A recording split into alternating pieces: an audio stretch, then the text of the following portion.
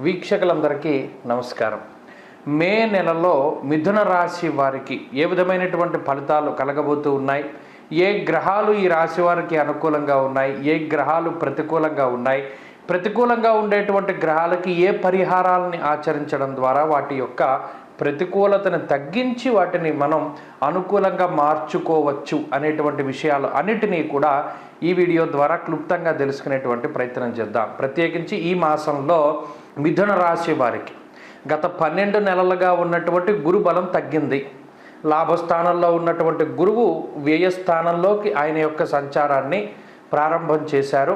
12వ ఇంట్లోనే ఎక్కువ గ్రహాలు ఈ మాసం సగం పూర్తయ్యే టైంకి 12వ ఇంట్లోనే గురుడు, రవి, బుధుడు, శుక్రుడు, చంద్రుడితోటి కూడా కలుపుకుంటే దాదాపుగా 5 గ్రహాలు 12వ స్థానంలోనే ఈ రాశి వారికి కేంద్రీకృతం అవుతూ ఉన్నాయి. కాబట్టి ఈ నెల చాలా కీలకమైనటువంటి నెల, మే నెల అనేటువంటిది.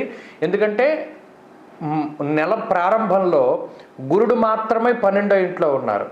ఆ తదుపరి ఒక్కొక్క గ్రహం 12వ ఇంట్లోకి రావడం వల్ల అక్కడ 5 గ్రహాలు పెరిగిపోయాయి. మరి వ్యయము అనగా 12వ స్థానానికి ఉండేటువంటి పేరు వ్యయస్థానము.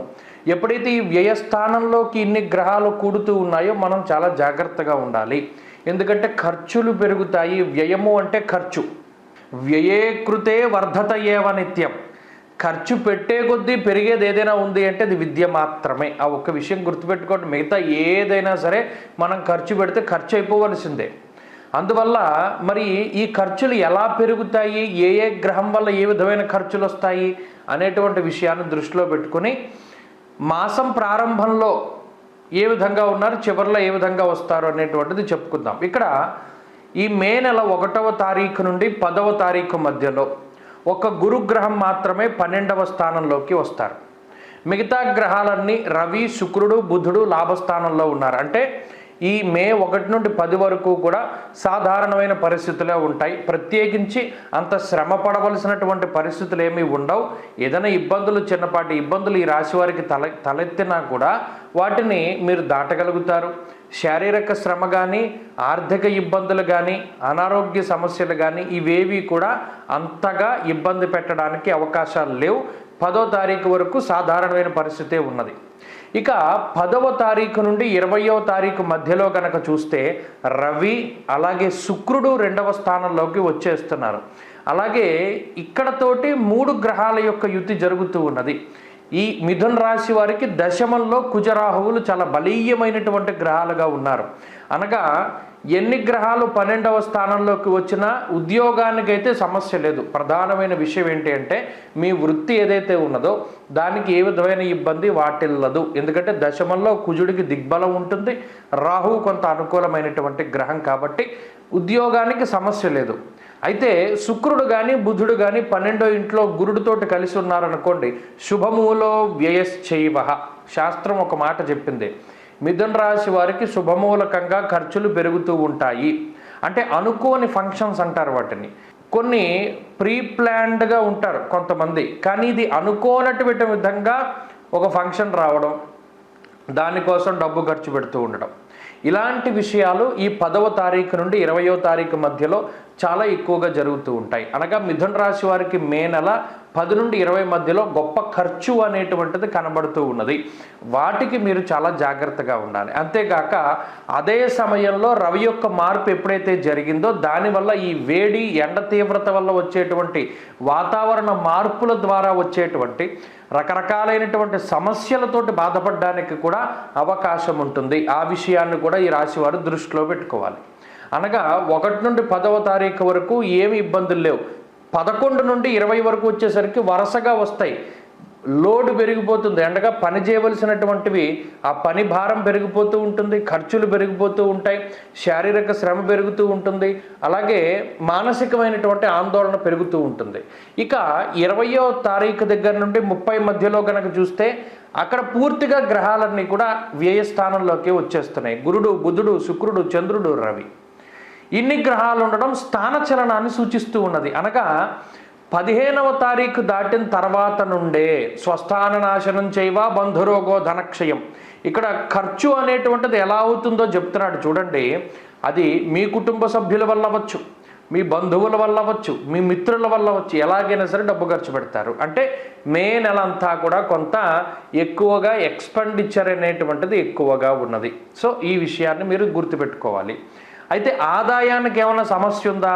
ఏ విధమైనటువంటి సమస్య లేదు. ఆదాయం మాత్రం ఖర్చుకు తగ్గట్టుగానే వస్తుంది. ఇది ఒక మంచి విషయంగా చెప్పుకోవచ్చు. దీనికి కారణం కూడా ఏంటి? వృత్తికి ఇబ్బంది లేదు. కావాలని ఏదైనా మీరు వృత్తిలో మార్పులు చేస్తే తప్పితే, స్వయంకృతాపరాధాలు ఉంటాయి తప్పితే సాధారణంగా ఏ విధమైనటువంటి ఇబ్బందులు ఉండవు. ఇక స్థానచలనానికి అవకాశం ఉంటుంది అన్నారు. అనగా మీరు ఉన్నటువంటి ప్రాంతాన్ని వదిలిపెట్టి వేరే ప్రాంతానికి వెళ్ళడానికి కానీ, చేస్తూ ఉన్నటువంటి ఉద్యోగ ప్రాంతం మార్పు చెందించడానికి కానీ, ఉద్యోగ మార్పుకు కానీ, స్థానము అనగా ఉన్నటువంటి ఇల్లు మార్పు కానీ, లేదా పని వేళల్లో మార్పు కానీ, అది ఏదైనా మార్పు జరగచ్చు. కొంత మార్పులు జరగడానికి అవకాశం ఉంటుంది 20 నుండి 30 వరకు కూడా. అలాగే 15వ తారీఖు దాటిన తర్వాత నుండి కూడా శారీరక శ్రమ కొంత అధికంగా ఉంటుంది, బర్డెన్ పెరుగుతుంది, మానసిక ఒత్తిడి అధికంగా ఉంటుంది, ఎక్కువ శ్రమించవలసినటువంటి పరిస్థితులు ఏర్పడతాయి. ఇవన్నీ కూడా ఉద్యోగస్తులు ప్రధానంగా గుర్తుపెట్టుకోవాలి. దూరభారాలు లెక్క చేయకుండా ఉద్యోగం కోసం వేరే వేరే ప్రాంతాలకి వెళ్ళి కష్టపడవలసినటువంటి పరిస్థితులు ఏర్పడతాయి. కుటుంబానికి కూడా కొంత దూరంగా ఉండవలసినటువంటి వాతావరణం ఏర్పడుతుంది. అలాగే కుటుంబ సభ్యులతోటి అనుకున్నంత స్థాయిలో సమయాన్ని గడపలేకపోవడం కూడా ఈ గ్రహస్థితి సూచిస్తూ ఉన్నది. ఇక వ్యాపార పరంగా ఈ మాసంలో మిథున రాశి వారికి సానుకూలమైనటువంటి పరిస్థితులే గోచరిస్తూ ఉన్నాయి. వ్యాపార పరంగా అయితే ఇబ్బంది ఏమీ లేదు. అలాగే విద్యార్థులకి గ్రహస్థితి మిశ్రమంగా ఉన్నది. ముఖ్యంగా గురువుల యొక్క అనుగ్రహం ప్రత్యేకించి అవసరం. ఆ గురువుల యొక్క అనుగ్రహం ఉంటేనే కానీ అంత అనుకూలమైనటువంటి పరిస్థితులు ఉండవు. విదేశాలకు వెళ్ళి చదువుకోవాలి అన్నా, లేదా పోటీ పరీక్షల్లో మంచి ఫలితాలను సాధించాలి అన్నా గురువు యొక్క అనుగ్రహము, ఆయన యొక్క గైడ్ లైన్స్ చాలా ముఖ్యం. ఇక స్త్రీలకు ప్రత్యేకించి ఈ గ్రహ సంపత్తి వల్ల మనోవ్యధలు ఎక్కువగా ఉంటాయి. అనగా మనం చెప్పినటువంటి పని వీళ్ళు చేయట్లేదే, లేదా కుటుంబ సభ్యులు మన మాట వినట్లేదే అనేటువంటి ఆలోచనే కొంత ఎక్కువగా ఉంటుంది. తర్వాత ఈ స్త్రీలు మిథున రాశి వారు పక్కవారిని తప్పుగా అర్థం చేసుకుంటూ ఉంటారు. దానివల్ల కూడా వీరు బాధపడుతూ ఉంటారు. ఇది ఈ మాసంలో ప్రధానంగా జరుగుతుంది. కాబట్టి ప్రత్యేకించి ఖర్చులు తగ్గించుకోవడానికే ప్రయత్నం చేయాలి. అలాగే శారీరక శ్రమ, ఆరోగ్యపరమైన ఇబ్బందులు తగ్గించుకోవడానికి ఎక్కువగా ఈ మాసంలో మిథున రాశి వారు సూర్యారాధన చేయాలి. అలాగే విష్ణు ఆరాధన చెయ్యాలి. అనగా ప్రతి బుధవారం నాడు విష్ణు సహస్రనామ స్తోత్ర పారాయణ, అలాగే వీలున్నంత వరకు రోజు ఆదిత్య హృదయ స్తోత్ర పారాయణ. ప్రత్యేకించి దానాదులు ఇవ్వవలసి వచ్చినప్పుడు గురువారం నాడు కేజింపావు శనగలను గనక దానం చేసినట్టయితే ఈ ఖర్చు అనేటువంటిది తగ్గుతుంది. అలాగే ఈ మాసంలో పూర్తిగా ఎల్లో కలర్ని, వైట్ కలర్ని, అలాగే గ్రీన్ కలర్ని, రెడ్ కలర్ని కూడా కొంత అవాయిడ్ చేయండి. సాధ్యమైనంత వరకు మిగతా రంగుల్ని మీరు ధరించడానికి ప్రయత్నం చేయండి. దానివల్ల ఏమవుతుంది అంటే మంచి ఫలితాలు వస్తాయి. స్వస్తి.